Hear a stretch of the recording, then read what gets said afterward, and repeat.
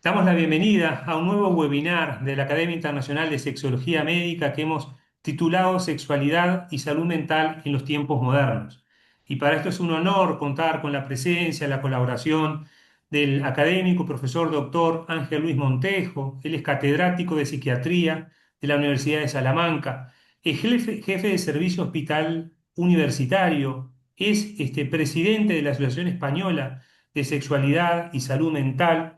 Es el investigador principal de uno de los 12 grupos de IBSAL, del Instituto de Investigación Biomédica de Salamanca, en la rama de neurociencias y sexología.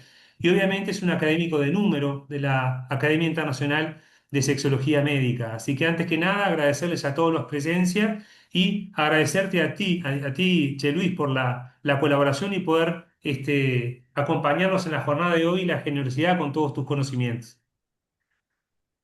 Muchísimas gracias, Santiago. Es para mí un placer estar aquí en España, es por la tarde, y quiero saludar a todos los amigos de la Academia Internacional, concretamente a mi buena amiga Adriana Arcila, con la que tuve ocasión de compartir el año pasado en Colombia una estadía allí de unos días y todavía tengo un recuerdo bárbaro y estoy muy agradecido por su trato excepcional.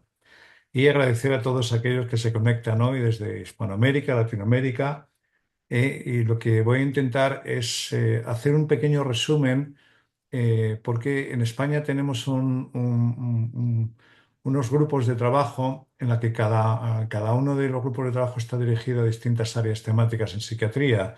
Hay un área de trabajo para esquizofrenia, depresión, farmacología, etcétera, etcétera, y tenemos una hecha especialmente para sexología. Lo que hacemos es que yo me ocupo de hacer una actualización a mis compañeros de lo último que se ha ido publicando en los últimos años.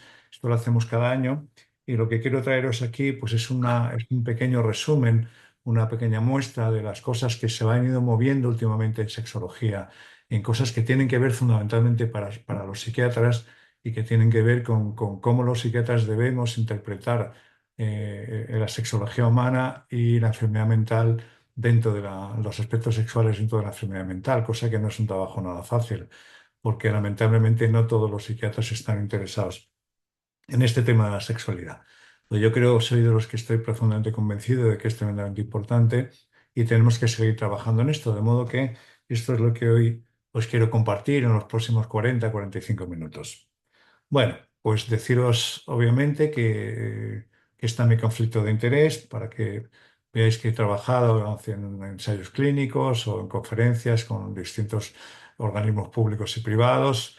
Obviamente esta presentación no está sponsorizada por nadie, con lo cual tenemos absolutamente libre la capacidad de opinión para todas estas cosas, ¿no? Bueno, hablaremos un poco de cosas que se han ido saliendo últimamente, aspectos sobre la salud sexual y el bienestar. Si los psiquiatras, los médicos, no psiquiatras, también los prescriptores de psicofármacos, somos capaces de detectar bien la disfunción sexual por antidepresivos en los pacientes, o se escapan muchas, y ya no solo antidepresivos, sino también antipsicóticos. Hacer un aspecto, un acercamiento a cómo es la sexualidad en los trastornos de la conducta alimentaria, que es un tema bastante poco explorado en estos pacientes y que sin embargo tiene una gran relevancia en su vida personal, en su vida relacional. Hablaremos un poco también de cómo afecta esto en pacientes con demencia, de cómo evaluar mejor la sexualidad en el trastorno obsesivo compulsivo, porque vemos que hay diferencias entre este tipo de pacientes o los pacientes sin trastorno obsesivo compulsivo, y eso añade además algún aspecto de gravedad y de peor evolución de estos pacientes. El tema polémico de cómo identificar y cómo abordar a aquellos pacientes con conducta sexual compulsiva, si el porno violento realmente produce a más actitudes violentas en personas que ven de una manera continuada este tipo de pornografía, si cuáles son estas estrategias de tratamiento en este tipo de conducta sexual compulsiva. Y hablaremos también un toque en cómo puede afectar el trastorno bipolar en estos pacientes, la esquizofrenia en primeros episodios psicóticos. Esquizofrenia nos vamos a centrar también en la mujer, cómo afecta especialmente a la mujer. Y por último nos detendremos en un trabajo que yo creo que puede ser muy, muy relevante y muy ejemplarizante, que es si es buena la masturbación en la menopausia, porque muy pocos ginecólogos, muy pocos médicos tienen en cuenta la actividad sexual en mujeres con menopausia y sin embargo hay estudios que dicen que realmente puede ser positivo y que es absolutamente recomendable. Bien. Bueno, pues la primera parte, vamos a empezar con el tema en general de la salud sexual y bienestar. Os voy a poner un poco de dónde vienen estos estudios, qué tipo de estudios son, quién los ha hecho y cuáles son los mensajes fundamentales de estos estudios, ¿no? Este es un estudio de hace un par de años, un estudio hecho en Portugal, donde se trataba de revisar la asociación entre la salud sexual y el bienestar humano, ¿no? Ver si era este el objetivo fundamental. La estrategia fue revisar 63 estudios con más de 23.000 pacientes. Se incluyeron actualmente adultos actualmente sexualmente activos, se utilizaron medidas cuantitativas de salud y bienestar y se evaluó el riesgo de sesgo en dos categorías, en el aspecto físico, la salud física y en la salud psicológica. En la salud física, lo que encontró este estudio de ya más de 23.000 pacientes fue que en las mujeres la actividad sexual correlaciona positivamente con la calidad de vida y la salud general. Creo que esto es un dato muy interesante porque específicamente las mujeres creo que han estado menos estudiadas que los varones en el tema de calidad de vida y salud sexual porque siempre tendemos a pensar que las mujeres, o al menos tradicionalmente, tienen un papel más secundario a la hora de ser motor o de buscar actividad sexual, pero cada vez estamos viendo más que esto está cambiando y que las mujeres afortunadamente se están incorporando cada vez más al tema de la sexualidad y la salud sexual y la salud física y la salud psicológica. Se ha visto también que la frecuencia sexual obviamente depende de la satisfacción depende de la frecuencia o aquellas personas que son capaces de mantener una frecuencia continuada están más satisfechas y los hombres sigue siendo importante para los hombres la función eréctil y la función orgásmica, de modo que eso es lo que más se asocia a la percepción de salud y bienestar. Esto es algo que desde hace mucho tiempo no ha cambiado y en la salud psicológica podemos ver que la mayor satisfacción en la actividad sexual se asocia con menores niveles de ansiedad y depresión, lo cual es algo que tenemos que tener muy claro todas aquellas personas que trabajamos en salud física y salud mental, porque la actividad sexual es algo que va a favorecer claramente, disminuye la ansiedad, disminuye la depresión. Tiene esos efectos antidepresivos, efecto analgésico, efecto hipnótico y efecto de incrementar la satisfacción también sexual en general. Produce, por lo tanto, el bienestar psicológico tanto en hombres como en mujeres y además tiene un factor benefactor también durante el embarazo porque parece ser que reduce la ansiedad prenatal.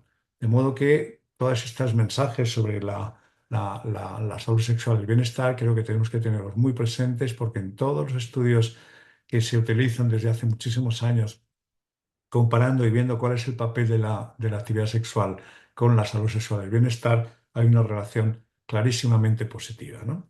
Vamos a hablar un poco de psicofármacos porque los psiquiatras no nos queda más remedio que utilizar uno de nuestros mayores instrumentos son los psicofármacos, fundamentalmente antidepresivos, antipsicóticos y optimizantes, y eso va a modificar obviamente la vida de nuestros pacientes.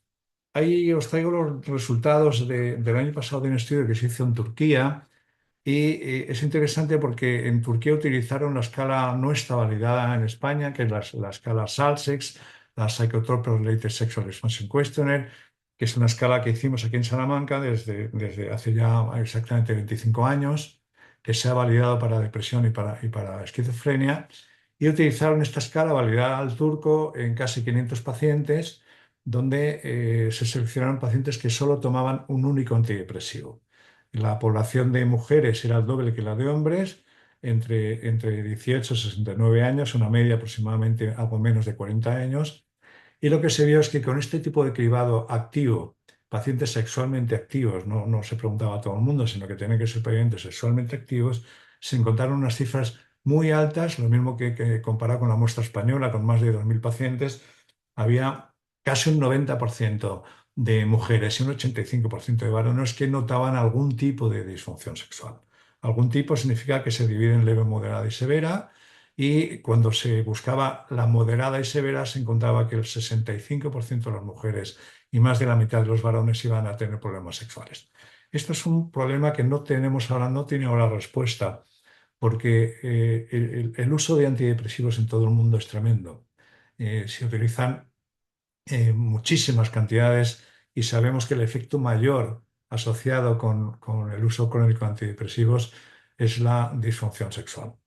sobre todo en aquellos que utilizan fármacos que son serotonérgicos, que incrementan la serotonina, concretamente los inhibidores selectivos como fluoxetina, sertralina, paroxetina son los que más producen, casi comparables con los duales, que también incrementan algo de noradrenalina. Y aquí en este estudio, sorprendentemente, sale que vortioxetina, aunque era una muestra muy pequeña de 3%, está asociado a más disfunción sexual que bupropión. Bupropión no tiene ningún efecto serotonérgico, con lo cual hoy por hoy parece que es el patrón oro junto con la gomelatina de antidepresivos que no van a provocar disfunción sexual.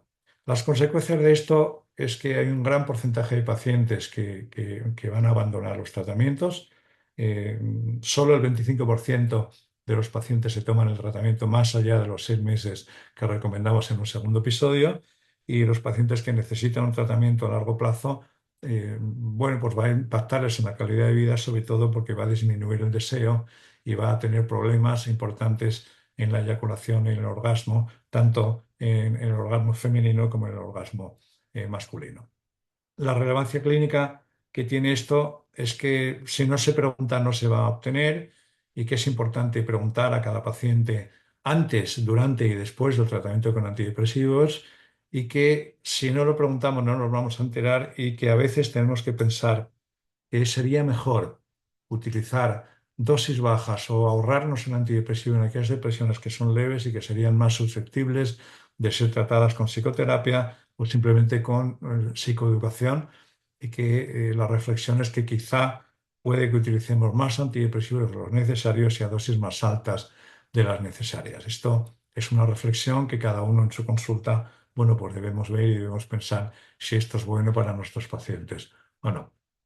Hay en la Universidad en Shanghái han hecho recientemente un estudio para ver cuáles son, dentro de los aspectos serotonérgicos, cuáles son los receptores y los subreceptores más importantes relacionados con la disfunción sexual. Entonces, exploraron una base de datos muy amplia, se compararon distintas clases de antidepresivos, se hizo un análisis estadístico a través de los ratio y los riesgos relativos, y se hizo un análisis de correlación para evaluar cuál era de distintos psicofármacos su capacidad de influir en la recaptación de serotonina o bien en los receptores, concretamente dos de ellos, el 5-HT1B y el 5-HT2A, que son receptores de los 16, 18 que ya se han descubierto que están relacionados con la serotonina. Bien, pues se ha visto que aquellos fármacos que tienen mayor capacidad de inhibir la recaptación de serotonina, es decir, de incrementar la serotonina intersináptica para que se una a otros receptores, están claramente más relacionados con el problema de disfunción sexual. Como veis aquí, por ejemplo, paroxetina, sertralina o citalopram estarían alrededor de 16 veces más, provocan el riesgo de disfunción sexual que lo que tiene mirtazapina o bupropión. Eso simplemente por tener capacidad de incrementar receptores de serotonina. Cuando se estimulan los receptores 5-HTA1B, se ha visto que la estimulación también está relacionada con mayor disfunción sexual con estos fármacos, al contrario de lo que ocurre con mirtazapina, que tiene muy poca actividad por estos receptores. Y también antes pensábamos o estábamos convencidos de que el receptor 5-HT2A es un receptor que inhibe la dopamina, que está relacionado también con la actividad dopaminérgica, y cuando este receptor se estimula de manera intensa, también se ha relacionado con la aparición de disfunción sexual. De modo que vemos como aquellos fármacos serotonérgicos potentes y que son capaces de estimular los 5-HT2A van a tener indirectamente una disminución de dopamina en la corteza prefrontal y en los núcleos que están relacionados con la activación sexual, con lo cual inmediatamente va a aparecer disfunción sexual. Bueno, esto amplía un poco el dato que teníamos acerca de los receptores de serotonina, porque aparecen ya subreceptores que están relacionados. Por ejemplo, sabemos que aquellos fármacos que no están estimulando receptores 5-HT2A, como puede ser vortioxetina, pues que tienen menos capacidad de provocar disfunción sexual. Bueno, la vortioxetina en este estudio presentó señales inesperadas de disfunción sexual, pero vemos que el grupo de pacientes era muy pequeño.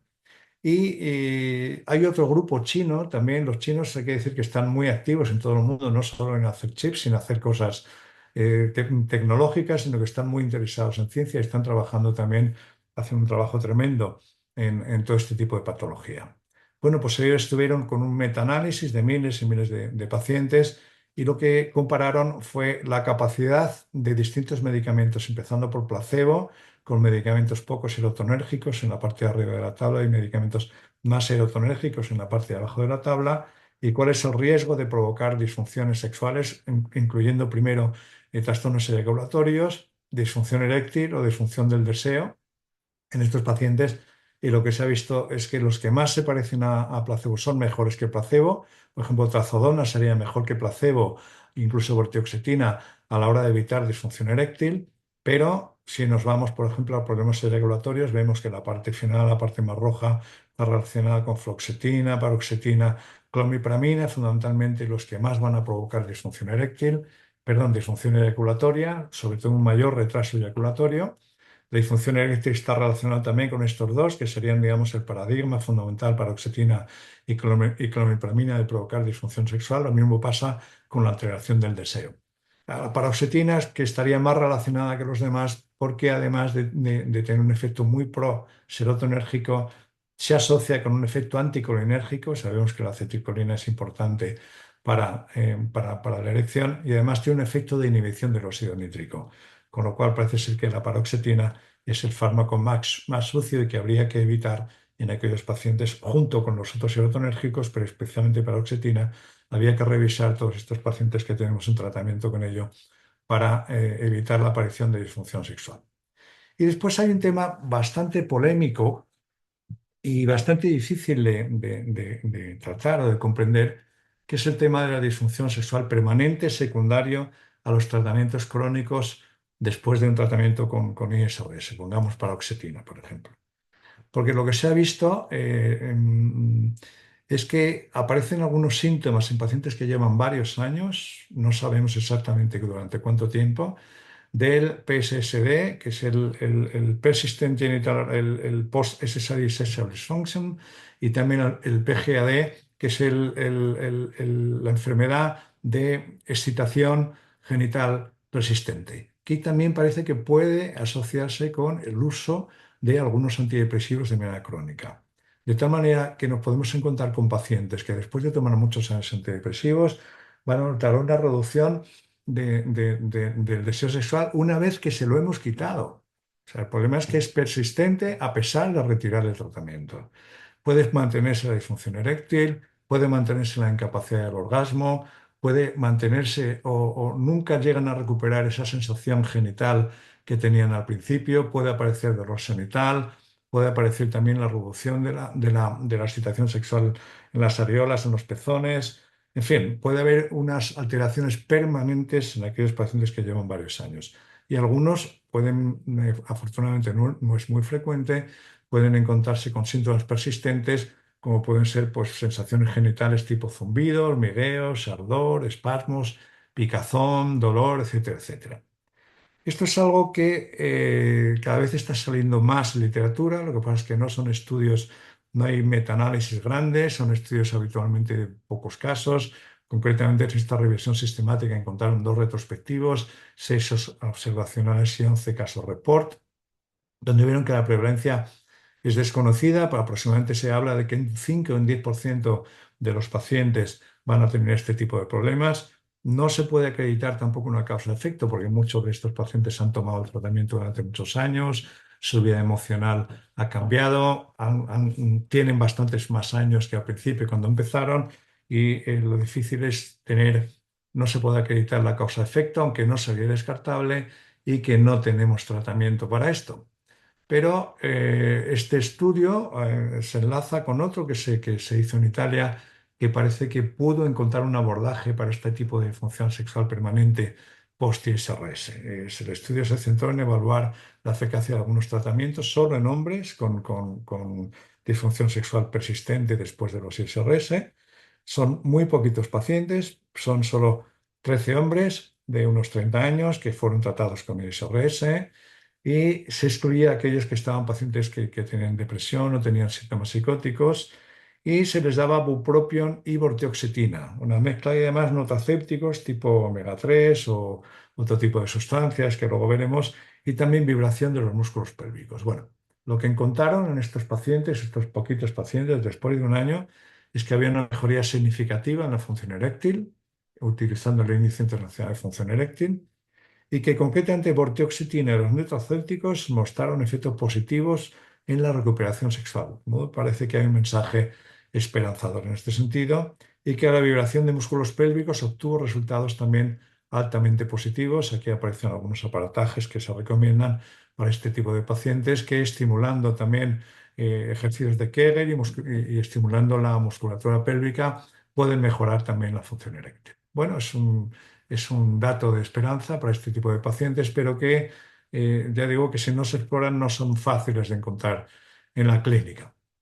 Y en cuanto a qué hacer en aquellos pacientes que ya están tomando antidepresivos, que necesitan el tratamiento, porque sabemos que los tratamientos antidepresivos a largo plazo son útiles en aquellas personas que tienen depresiones crónicas, depresiones recurrentes y que a veces hay que tener tratamiento durante años o a veces tratamientos preventivos.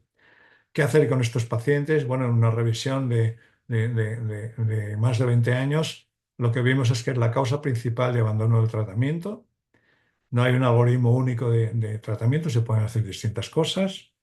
Lo importante es tomar decisiones compartidas con los pacientes. Tenemos que darle opción de qué se puede hacer, qué sería lo mejor en cada caso, pero hablar abiertamente con ellos en ese sentido y desde el principio sería lo mejor, qué tipo de vida sexual activa tienen, si les importa, si la quieren conservar, hasta dónde estarían dispuestos a llegar con su disfunción sexual y encontrar qué pacientes les importa y abandonarían el tratamiento y qué pacientes no, ¿no?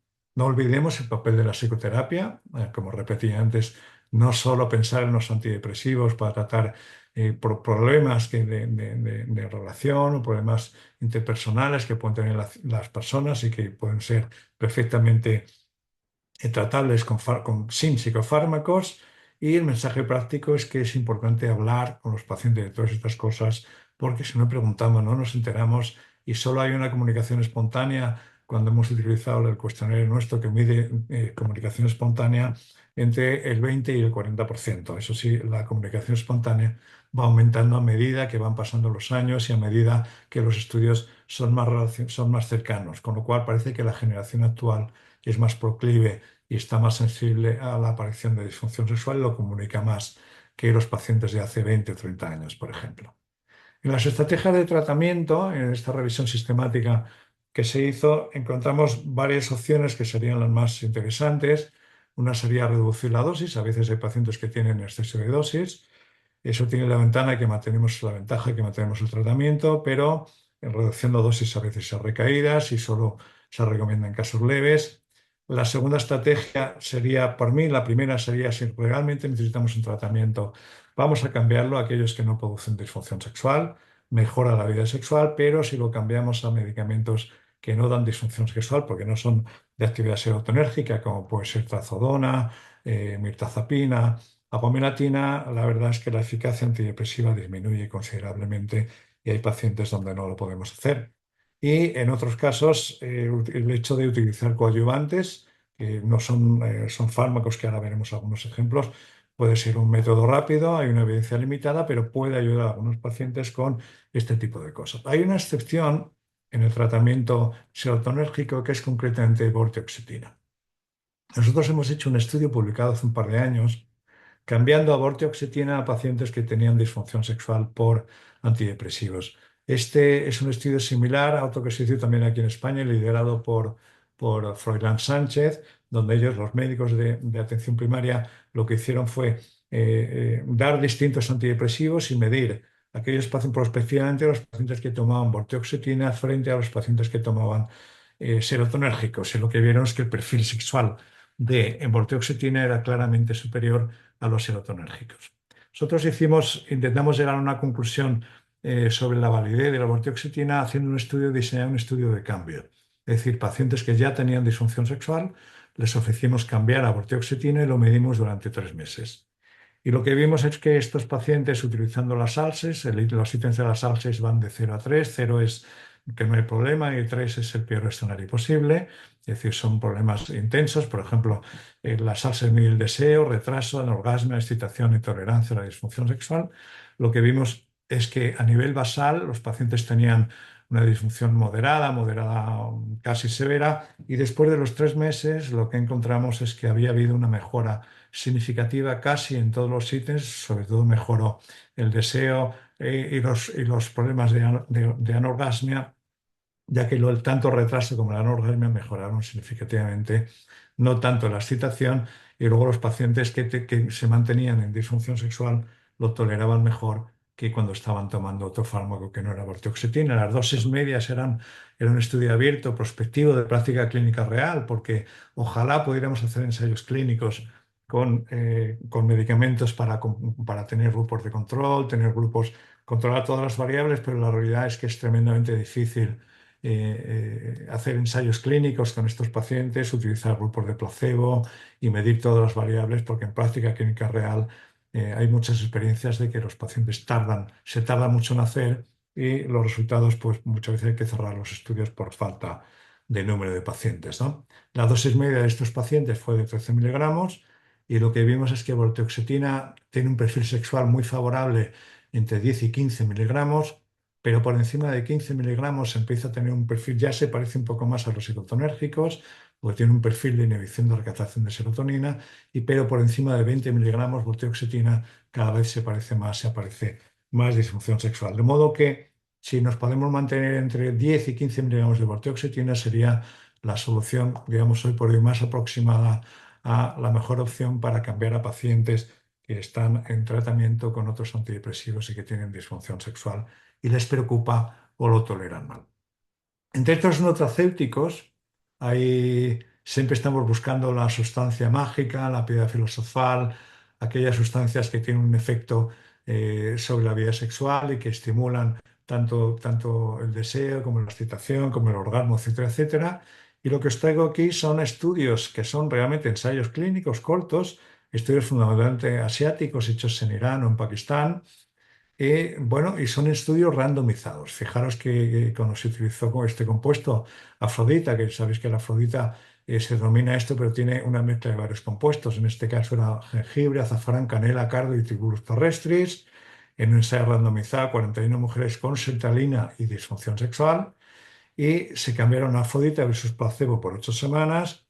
Y el resultado es que mejoraron la disfunción sexual, depresión y la ansiedad. No se cambió el paciente, sino que se añadió este tratamiento, se añadió Afrodita o placebo durante este tiempo, y lo que se encontró es que había una mejoría y que claramente parece que la mezcla de estas sustancias nos está aportando un incremento de la dopamina, un incremento de los factores de crecimiento neuronal, tiene también un efecto antioxidante y tienen también un efecto sobre el GABA, que mejora el GABA, que también podría tener un efecto sobre la función sexual.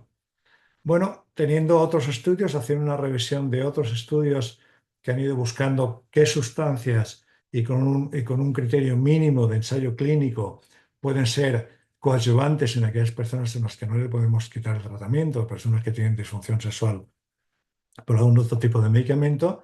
Tenemos estudios con la red de Maca, que ustedes tienen, son propietarios de la red de Maca y tienen mucha más experiencia que nosotros aquí en Europa. Con eso, los Rey de Maca son estudios que han resultado positivos a dosis alta, 3 gramos al día. Los preparados, no menos aquí en España, suelen venir con entre 600 y 1000 miligramos, y habría que tomar 2 o 3 comprimidos al día, al menos durante un tiempo. La rosa de Damasco, la rosa de Damascena, también de comprimidos, tanto como masajes. La SAMe, que se utilizó en España de manera intramuscular, intravenosa, para mejorar el tratamiento antidepresivo. Hoy se puede encontrar en formato de comprimidos. Y el azafrán, curiosamente, en dosis altas, el azafrán 15 miligramos al día, mejora la excitación, mejora la lubricación. Sin embargo, ginkgo biloba y otras sustancias como yombina no parece que tengan un efecto sobre esto. De modo que, concluyendo, por decir, si tenemos que dar, a veces hay que recomendar que los pacientes mejoren las relaciones, mejoren el tiempo, que estén más tranquilos, más relajados, y que, bueno, pues, ¿por qué no tomarse una buena paella? Muchas veces en una buena paella y una buena conversación con azafrán, pues seguro que hace que las relaciones sexuales mejoren. Y no podemos olvidarnos de que la relación sexual tiene que ver mucho con la emoción y con la relación humana. De modo que ahí está y lo dejo porque siempre es una idea que nos puede ayudar. Una cosa muy interesante que estamos viviendo aquí en Europa también no sé si tanto allí en Latinoamérica, es la aparición de los ensayos clínicos en los que estamos participando con nuevos tratamientos psicodélicos para la depresión. Hay un interés de las empresas de psicodélicos muy intenso en aparecer con la indicación de uso de antidepresivos. Concretamente, el primero que apareció en España ha sido la esketamina. La esketamina es un medicamento que actúa por vía de glutamato, no por vía serotonérgica, que aumenta el crecimiento de los factores de crecimiento neuronal.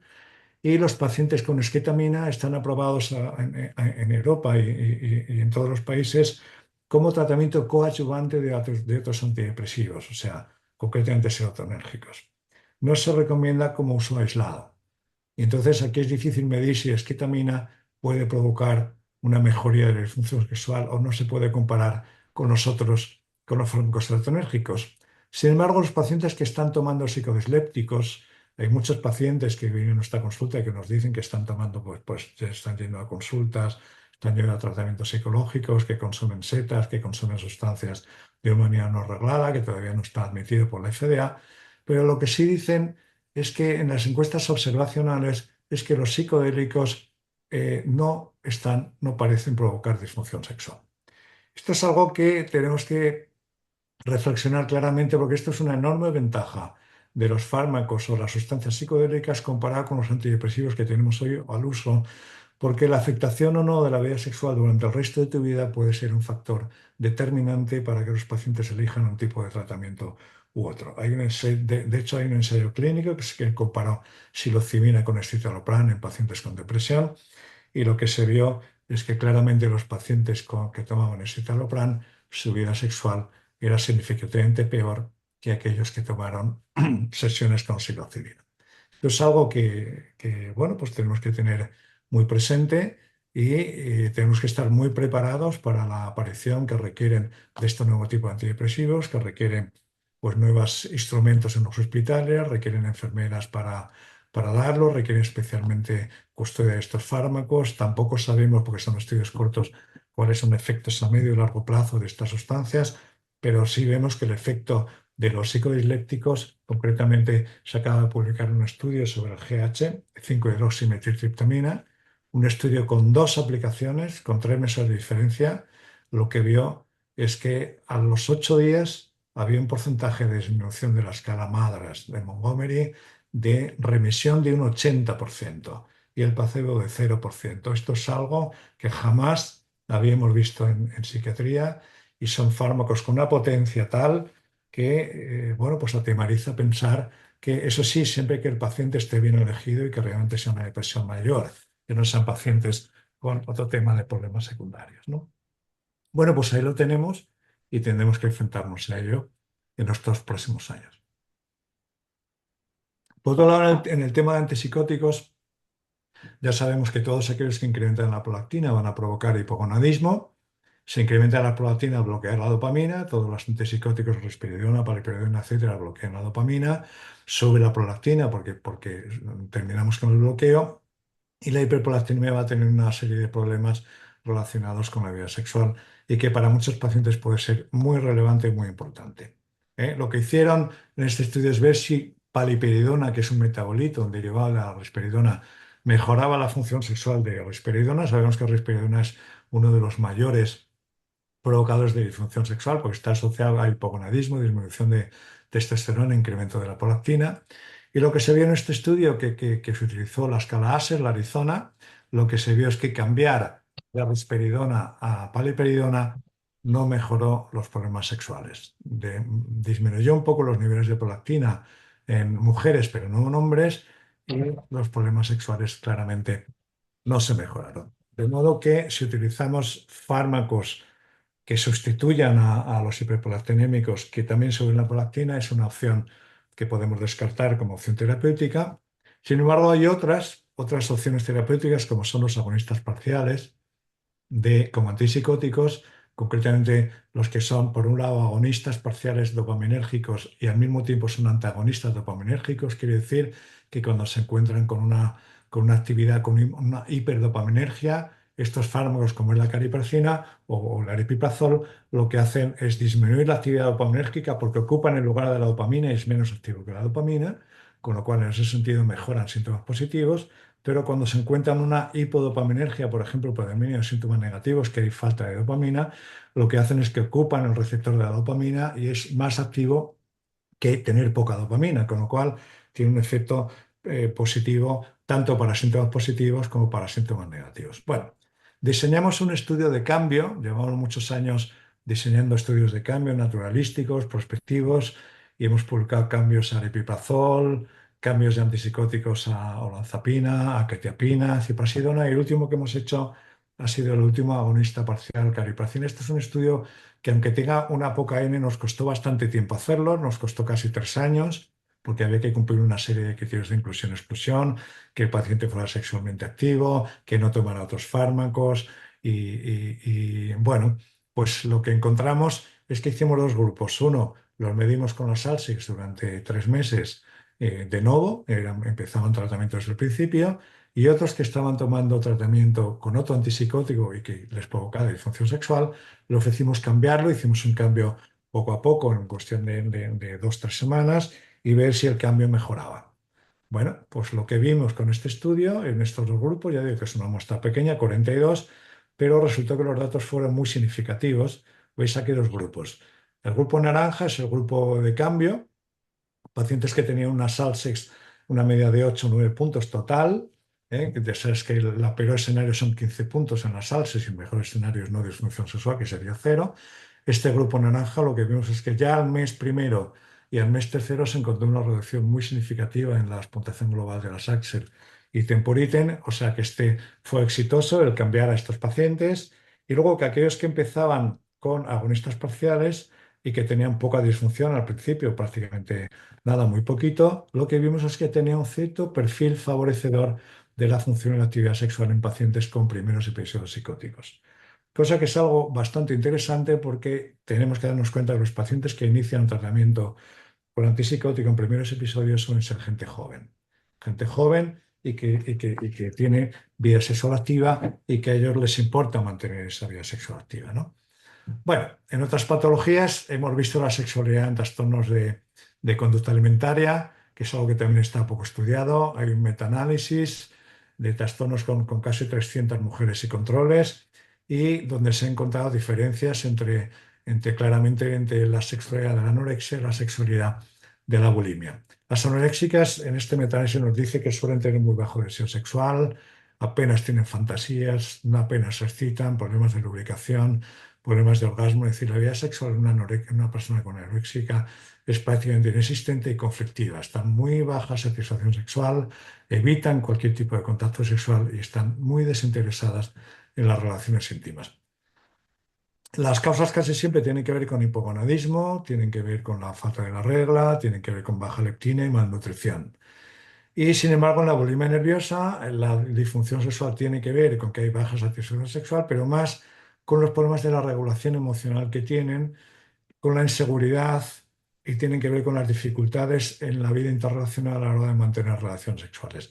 No es que tengan muy bajo deseo, sino que lo que tienen es mayor impulsividad sexual, con más frecuencia tienen conductas sexuales de riesgo, se meten en problemas. Estas pacientes muchas o algunas veces tienen periodos de hipersexualidad y tienen bastante más actividad sexual, pero menos satisfacción a la larga. Y el grupo de pacientes con trastorno de atracón pues influye mucho el peso, la imagen corporal, la vergüenza corporal que se ven y todo esto. Podríamos decir que las diferencias fundamentales entre anorexia y bulimia es que el deseo en la anorexia está muy bajo, hay casi nada de excitación, la satisfacción es muy baja, no hay impulsividad comparado con la bulimia nerviosa, donde vemos que, bueno, el deseo es variable y que no es un problema tanto de la falta de deseo, sino la manera en que ellos, de alguna manera, la actividad sexual lo utilizan para satisfacer esa impulsividad muchas veces son víctimas, ¿no? Bueno, nos vamos a mover un poquito más a otros campos como la demencia, que se ha estudiado muy poco el tema de la sexualidad en la demencia. Se hizo una revisión sistemática con estudios cualitativos, con las parejas, y lo que se vio es que hay unas necesidades que aparecen en un nuevo momento emocional cuando un paciente o su pareja son diagnosticados de demencia, y lo que se ha encontrado es que aparece rápidamente una frustración muy importante porque hay una pérdida de conexión en la identidad de pareja. En el momento que aparece el Alzheimer, es difícil, intentan mantener la relación pese a los cambios en el deseo, pero muchas veces las parejas empiezan a plantearse si es adecuado, si no es adecuado la actividad sexual con su pareja porque les han diagnosticado una enfermedad de Alzheimer. Algunos tienen criterios o dudas sobre los propios criterios éticos, sobre todo cuando un varón tiene que reconocer que mantiene relaciones sexuales con una mujer que ya prácticamente no tiene capacidad de control y de libertad sobre sí misma, y aquí puede haber bueno, problemas éticos, pasan del rol de compañero a cuidador, hay un sentimiento de parentalización de la relación y que a veces la demencia puede afectar claramente a la comunicación, la expresión del deseo sexual, porque se empobrece mucho la emoción, se empobrece la manera de expresar los deseos y en algunos casos se acompaña también con problemas de desinhibición e hipersexualidad que hay que hablar con los pacientes y hay que manejar adecuadamente con ellos. Porque muchas veces te preguntan qué hago si mi marido continuamente tiene demandas sexuales y a mí no me apetece, yo no quiero, pero él tiene aumentado mucho la demanda sexual porque se han desinhibido, son cuadros frontales y a veces los pacientes preguntan qué deben hacer, si deben aceptar, si no deben aceptar y es un tema de conversación que requiere formación con ellos y que requiere abordarlo claramente con ellos con mucha sinceridad y, digamos, con la capacidad de hablar de este tema sin otros problemas, ¿no? Bueno, en cuanto a la psicosis, pues fijaros, en la psicosis temprana, siempre se ha pensado que el paciente con esquizofrenia tenía menos deseo, menos actividad sexual que el paciente que no la tiene, y que en los estudios con primeros episodios lo que se ha visto es que ellos no solo tienen la misma, sino que tienen incluso más y que cuando los pacientes que están en pareja en los primeros episodios, estamos hablando al principio de la enfermedad, de los 18, 20, 25 años, cuando están en pareja, ellos están muy interesados en mantener esa pareja y que los problemas que tienen los pacientes psicóticos no están en el desempeño, sino en la capacidad de acceso a una pareja. Es decir, un paciente con psicosis pues difícilmente es aceptado como pareja por otras personas que no tienen psicosis. Pero no se ha encontrado diferencia en cuanto a la motivación, la autoeficacia, suelen tener más tendencia a la soledad y tienen un apego distinto, un apego ansioso, pero que sin embargo para ellos en primeros episodios psicóticos es algo que tenemos que tener en cuenta, hablar con ellos de esto, qué significa y cómo eso les puede mejorar su actividad relacional y su actividad también de vínculos con otras personas como incluso un objetivo terapéutico. Es decir, ya no que no nos importe que los antipsicóticos les hayan quitado o esperen su vida sexual, sino que sea un objetivo terapéutico para la recuperación y la calidad de vida. También se ha visto que en pacientes bipolares, por ejemplo, hemos pensado que los bipolares la única problema que tenemos que tener es evitar esa hiperactividad sexual cuando están en una fase bipolar, pero cuando se analiza qué es lo que piensan las parejas, lo que hemos visto es que es más importante la vida sexual en los pacientes con trastorno bipolar que en sus parejas. Con lo cual van a tener un problema a la hora de relacionarse y de crear vínculos. ¿eh?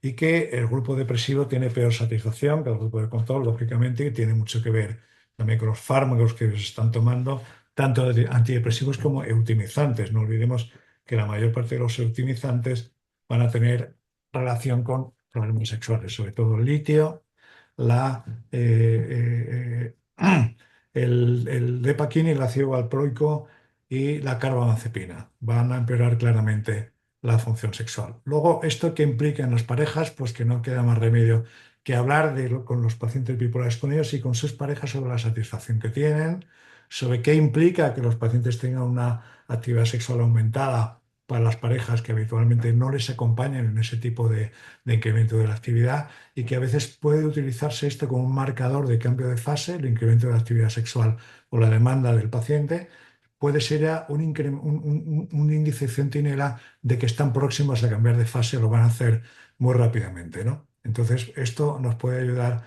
a que todo esto sea una variable clínica. Y es importante que hablemos también con los pacientes en este sentido. Específicamente en las mujeres, lo que estamos teniendo en las mujeres, cuando se ha explorado la satisfacción en mujeres que tienen pareja, que viven en pareja y que tienen esquizofrenia, se ha hecho un estudio en casos y controles, se ha comparado esquizofrenia en remisión con controles sanos, se han utilizado diversas escalas como la de disfunción sexual, etcétera, etcétera. Lo que se ha visto es que las mujeres con esquizofrenia, aunque estén en remisión de síntomas, el paso del tiempo hace que la vida sexual se haya empeorado muy significativamente. Tienen menos deseo, menos excitación, menos orgasmo, menos confianza en ellas, peor calidad de vida. Y lo relevante para los psiquiatras es que es un problema frecuente que afecta a otras áreas de la vida, que hay que preguntarles, no solo por la vida sexual, sino cómo les afecta a sus relaciones, que conviene hacer un cribado rutinario y que conviene abordar este problema en las parejas, ¿no? Porque en muchas ocasiones esta falta de vida sexual o este deterioro en la vida sexual hace que también las parejas de estas mujeres con esquizofrenia pues se van a deteriorar y eso contribuye poco a la mejoría en estas pacientes. Pasamos brevemente ya en esta última parte a estudios que se han hecho conducta sexual compulsiva, diferenciando entre el TOC, trastorno obsesivo compulsivo, y la compulsión sexual. Lo que hemos visto en pacientes, la sexualidad de los pacientes con trastorno obsesivo compulsivo, es un estudio de revisión que hicimos y publicamos el año pasado en Journal of Clinical Medicine, y lo que hemos encontrado es que se aborda poco la sexualidad en los pacientes obsesivos, pero un porcentaje muy importante que llega hasta el 80% van a tener disfunción, es claramente más frecuente que en la población general y sobre todo en mujeres. Mujeres con un trastorno obsesivo compulsivo, con un TOC, que aunque el síntoma principal sea contar, comprobar, etcétera, etcétera, tenemos que explorar los síntomas sexuales porque muchas veces están mucho más deteriorados en estos pacientes que en otros. Lo que más notamos es el bajo deseo sexual, baja excitación, anorgasmia, disfunción eréctil y muy alta insatisfacción sexual. El mecanismo implicado tiene que ver con que muchos de ellos tienen hipersensibilidad al asco, la contaminación, que les toquen, o son muy perfeccionistas, son hiperresponsables o tienen una depresión comórbida. Y hay un tema especial de algunos casos que son pacientes que tienen obsesiones que dudan de si han cometido un delito sexual o no, y están continuamente repitiéndose el pensamiento de la obsesión que les acompaña es si ellos han agredido sexualmente a otra persona o no. O el miedo a poder hacerlo, aunque jamás lo hayan hecho, ¿no? Hasta un 2% de los pacientes, dos tercios de los pacientes lo pueden presentar. Este miedo a ser agresor sexual les puede acompañar, les puede hacer sufrir tremendamente. Tienen obsesiones pedofílicas, piensan que si un día no van a perder el control y se amargan la vida. Con eso pueden tener contenido religioso sexual o a veces obsesiones románticas también. Suelen ser de inicio precoz, de predominio en varones, hacen que el TOC sea más grave, que tengan peor insight y tienen mayor riesgo suicida. Estos pacientes a veces sufren muchísimo con este tipo de síntomas y tienen mayor afectación funcional y a veces los tratamientos no son tan eficaces como con otros síntomas, pueden ser menos eficaces en este subtipo de pacientes, son más complejos. Y de cara a la vergüenza, estos pacientes, si empezáramos el tratamiento antes, posiblemente la evolución sería mejor que si no se lo dejamos para más tarde, ¿no? Hay un estudio interesante porque se ha hecho un estudio americano, una encuesta también que ha hecho población americana intentando encontrar, bueno, qué población, qué porcentaje de pacientes, aunque no es una encuesta muy grande, qué porcentaje de pacientes podían cumplir criterios de adicción al sexo. Era un porcentaje de 54% de mujeres, se encontró una prevalencia más alta de lo que pensábamos hasta ahora. Se hablaba alrededor del 7-8%, que ya se ha encontrado 10, casi un 11%. Se está encontrando cada vez en gente más joven, hay más porcentaje de bisexuales. Estos pacientes o estas personas tienen más porcentaje de estudios universitarios, luego la población no son personas que sean los desheredados de la tierra y que por eso llenos de conflicto, que tengan adictos al sexo, sino que es un perfil distinto al que se pensaba. Tienen problemas de drogas y exceso de internet, son altamente impulsivos y compulsivos y no hay ninguna diferencia de género ni raza. Género, que antes pensábamos que esto era mucho más frecuente en los varones, se ha visto que ya empieza a haber estudios donde no hay diferencias de género y lo que marca realmente no es la frecuencia, la adicción, no marca el trastorno, sino es la pérdida de control, el deseo de parar y no poder. Entonces, hay una alta comorbilidad también con TDAH y con trastorno límite de personalidad. Y el siguiente estudio tiene que ver si se ha visto si la pornografía, el consumo de pornografía especialmente violenta conduce, hay una relación en fabricar personas que luego van a tener conductas violentas. una vez que tienen este tipo de visión permanente o con mucha frecuencia de pornografía violenta. Se dividió en tres perfiles: infrecuente, promedio y violento. Se evaluaron varios factores de riesgo y lo que se encontró es que en estos pacientes que veían pornografía violenta tenían mayor aceptación de los mitos sobre la violación, más actitudes de masculinidad hostil, mayor tendencia a la agresión sexual y psicopatía y dificultades en la regulación emocional. De modo que parece que sí que hay una correlación, no sabemos si es causa o consecuencia, de pacientes que utilizan violencia sexual, consumen más y porque la necesitan, de alguna manera necesitan ese tipo de estímulos, o bien porque consumen más, se convierten en luego sus conductas son más violentas, ¿no? No sé si allí en Latinoamérica estáis viendo una serie que aquí en España tiene mucho éxito, se llama Machos Alfa. Bueno, esta es una serie, es una comedia sobre la nueva vida sexual que ocurre aquí en España, tipos de parejas sexuales, tipos de parejas abiertas, cerradas, que desde el punto de vista de comedia yo creo que es muy psicoeducacional y ahora desde el punto de vista, bueno, educacional de todos estos temas y yo creo que es bastante recomendable, por lo menos para ver desde un punto de vista del humor, ¿no? ¿Cuál sería el tratamiento de la conducta sexual compulsiva? Bueno, pues fijaros que hay una relación también entre la conducta sexual compulsiva, las conductas también parafílicas y las conductas criminales, de tal modo que parece que hay una relación también en un incremento de este tipo de conductas sexuales, adicciones con violencia y la criminalidad sexual. Entonces, para el tratamiento, lo que se ha visto es que sigue existiendo la terapia cognitivo-conductual, con donde se mejora la impulsividad, y algunos fármacos como ISRS o naltrexona pueden mejorar la compulsividad y reducir la urgencia, aunque realmente no están indicados para eso. Tenemos muchas limitaciones en esto. Es un estudio chino donde hay escasez de ensayos clínicos, necesitamos ensayos clínicos, hay falta de consenso clasificatorio, estamos hablando de impulsos, de adicción, de compulsividad. Las muestras son predominantemente masculinas y occidentales, cuando ya hemos visto que ya se está igualando entre hombres y mujeres y que hay pocos estudios en mujeres y pocos estudios en otras sobre diversidad sexual en otras poblaciones, ¿no?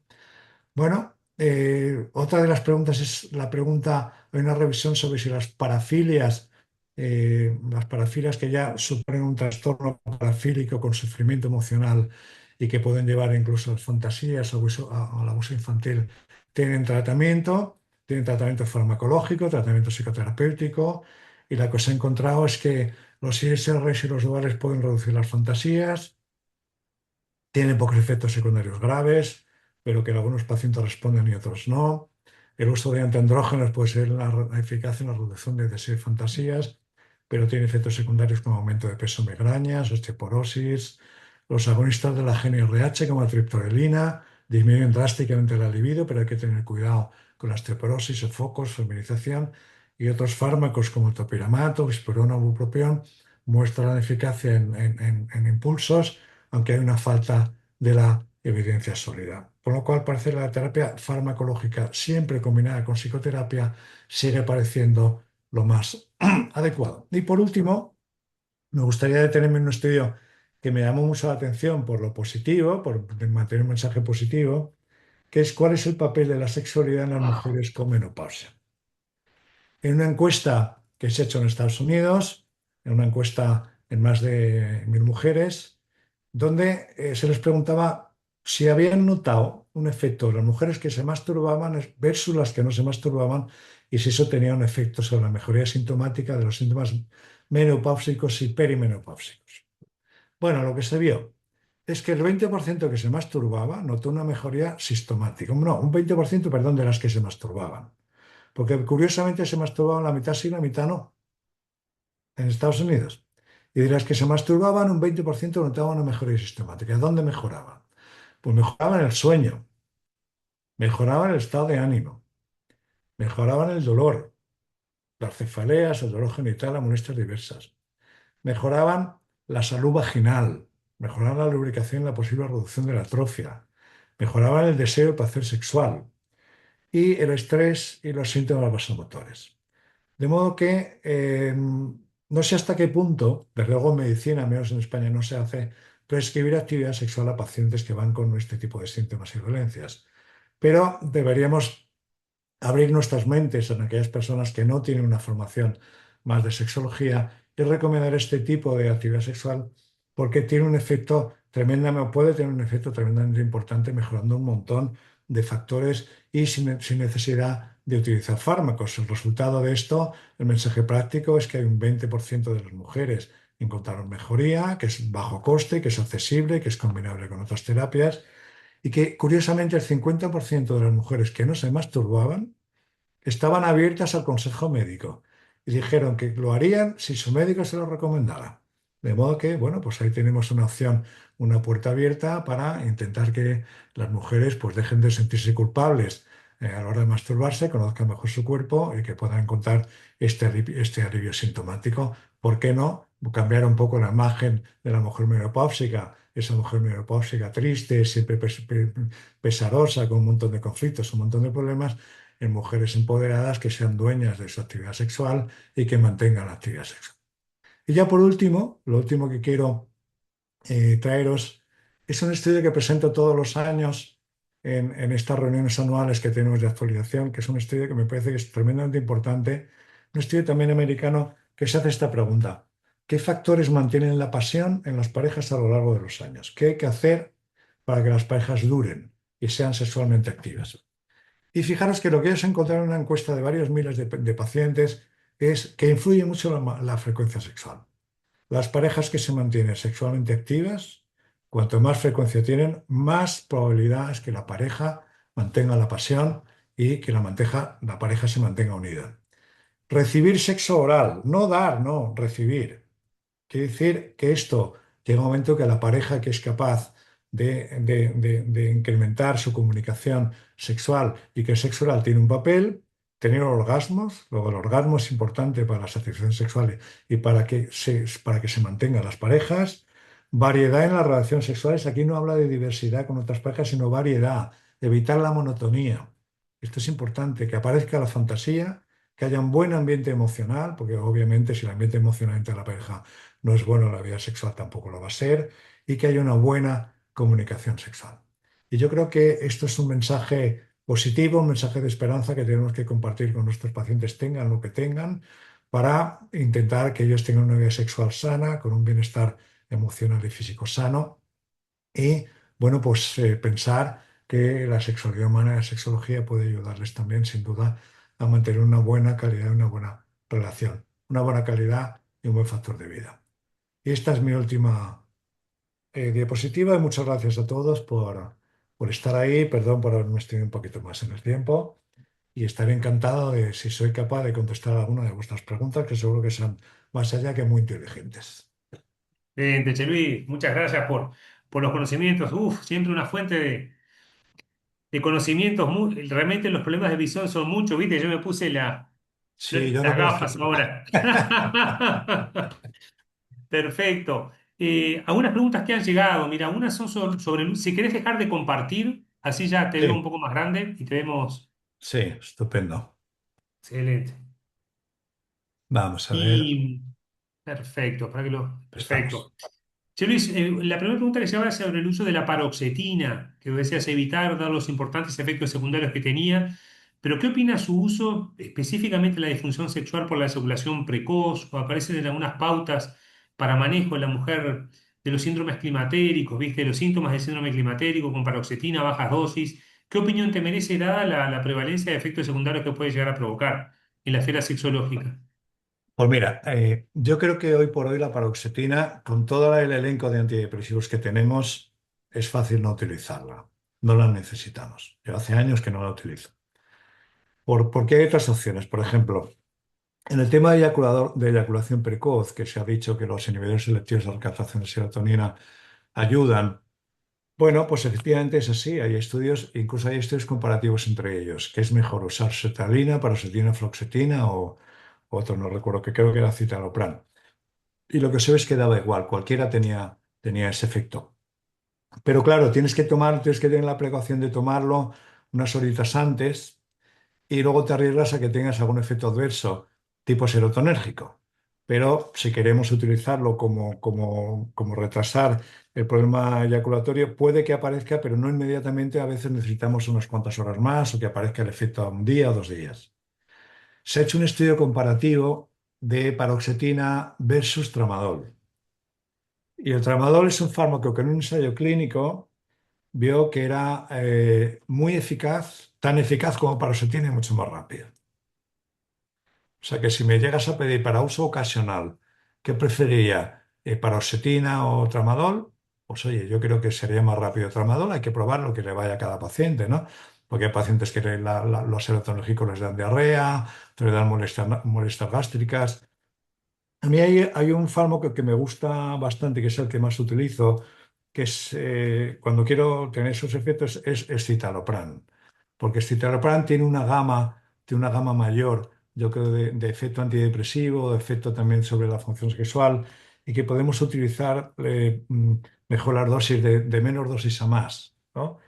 Y bueno, pues también un poco de costumbre, ¿no? Perfecto. Pero yo creo que cuando hay un efecto antidepresivo podemos titular las dosis, empezar con dosis muy bajas si vemos que lo demás no nos funciona, que no podemos usar bupropio, no podemos usar otras cosas. Eyaculación precoz, yo creo que bueno, estaría bien indicado, o por ejemplo, en gente que tiene un exceso de actividad sexual, que son hipersexuales y que sufren por ser hipersexuales y que quieren reducir un poco el deseo sexual. Bueno, pues estos pacientes a veces les ayuda este tipo de medicamentos, ¿no? Pero claro, siempre pactar con ellos, que ellos quieran hacerlo, ¿no? Yo he tenido varios pacientes pues, que tenían muchas fantasías sexuales, por ejemplo, pedofílicas, que sufrían y que con un tratamiento con paroxetina, por ejemplo, pues se redujo claramente el deseo, la actividad, no se llegaban a curar nunca porque eso necesita, claro, más terapia, etcétera, etcétera. Vamos, una psicoterapia que les ayuda y durante tiempo, ¿no? Pero bueno, es una acción interesante. Perfecto. Otra consulta que quería hacerte, cuando mostraste la disfunción sexual permanente después del uso del ISRS, ¿a partir de cuánto tiempo de uso Es que no aumentaría la se frecuencia? sabe, es No muy se variable. sabe. Está escrito desde los 6 meses. O sea que no hay que esperar años, sino no, está escrito desde los 6 meses. El problema es que hay gente que lo toma un tiempo, lo dejan de tomar y después ya no recuperan, que está aproximadamente entre el 5 y el 10%. Cinco y diez. Aproximadamente. Tampoco hay estudios, no hay datos suficientes como para hacer un buen metaanálisis. Pero parece que todo eso tiene que ver con temas epigenéticos, que estamos cambiando el modo de reaccionar de los receptores y de las vías que transmiten la señal. Y que desde luego lo más común es que la sensación, la satisfacción orgásmica disminuye, que no se vuelve a recuperar nunca en algunos pacientes. Claro, estamos todavía, primero, está poco estudiado, no sabemos cuándo empieza, no sabemos por qué exactamente se produce y no sabemos en quién, no tenemos predictores quién lo va a obtener y quién no. Por eso yo creo que siempre es importante mantener las dosis y no fiarnos solo del antidepresivo, sino mantenerlo siempre en la dosis mínima eficaz, nunca irnos más allá, y mantener siempre apoyo en el soporte psicoterapéutico y, por supuesto, utilizar aquellos que menos disfunción sexual produzcan. Yo ahora, por ejemplo, para mí ahora en la situación que tenemos, el antidepresivo de elección con cierto efecto serotonérgico sería vortioxetina. El abortio. Sí.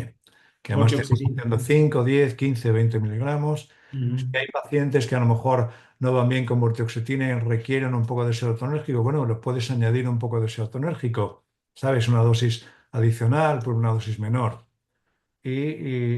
Bueno, pues yo creo que eso es buena opción para los pacientes que son sexualmente activos y que les importa. Y luego Perfecto. tenemos pacientes que ya no tienen vida sexual porque ya te dicen que ya no les importa, que ya lo han convalidado. Pues sobre todo es más habitual en mujeres cuando a partir de la menopausia, cuando ya han tenido hijos, cuando ya su vida sexual claramente ha disminuido. Claro, muchas veces esto entra en conflictos con sus parejas, porque bien sabemos que los hombres, ¿no? A la edad de las mujeres menopausas, por encima de los 45, los hombres tienden a mantener por lo menos una década o casi dos más el deseo sexual más alto que el de las mujeres. Y ahí tenemos un problema, porque por un lado, el desgaste de pareja, el desgaste de la convivencia, el desgaste de la vida.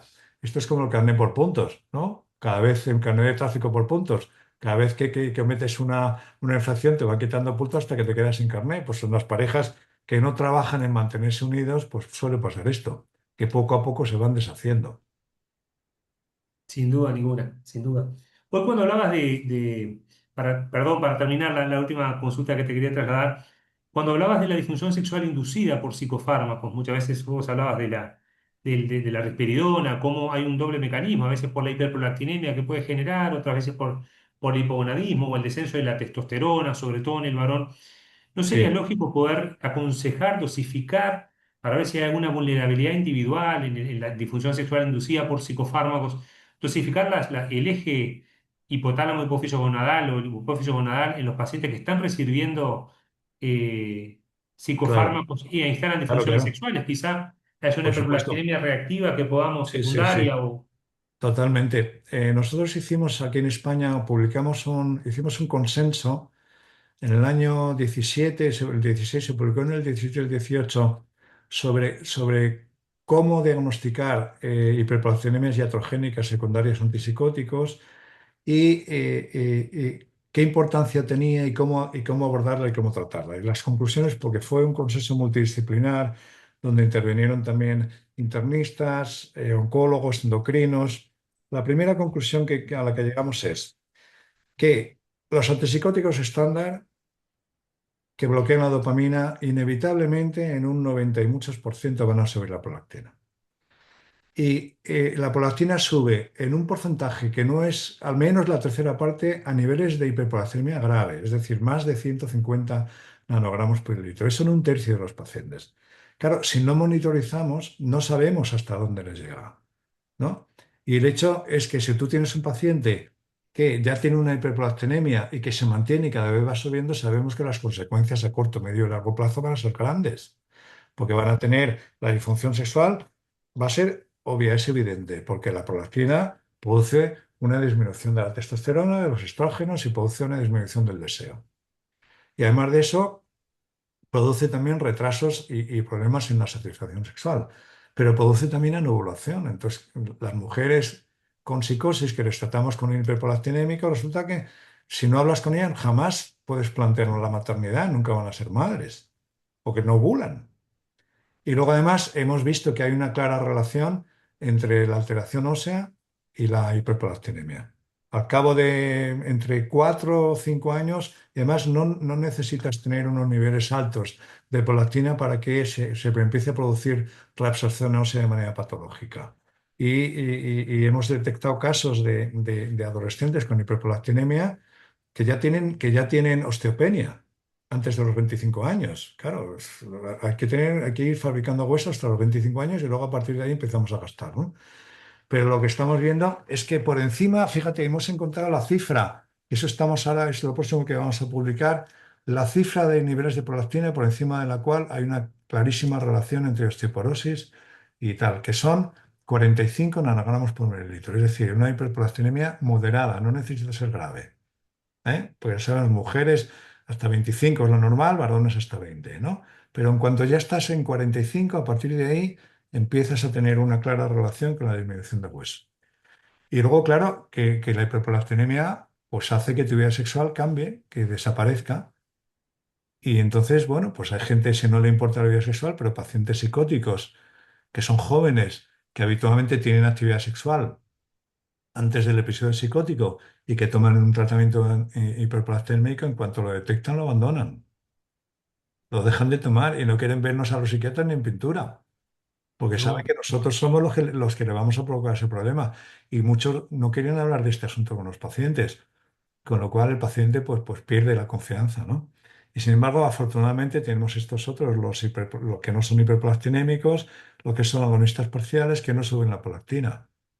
Son aripiprazol, cariprazina, el brispiprazol, o incluso asociando un poquito de estos aripiprazol asociado a risperidona, puede que disminuya los niveles de prolactina y podemos normalizar este asunto, ¿no? Pero yo creo que se le han olvidado la psicosis, la esquizofrenia, la vida sexual, porque no se le ha dado mucha importancia y sin embargo para ellos lo tiene. Es el efecto que más les importa a los hombres con psicosis, lo que más les importa es no alterar su función sexual. Las mujeres no es el primero es el incremento de peso, pero y, sí está, y lo me- sí es relevante, ¿no? y debe ser una frecuente causa de discontinuación también cuando asocian que el fármaco le provoca la disfunción, debe ser. Es inmediato. O Sí, sea, sí. muchos pacientes lo dejan de tomar.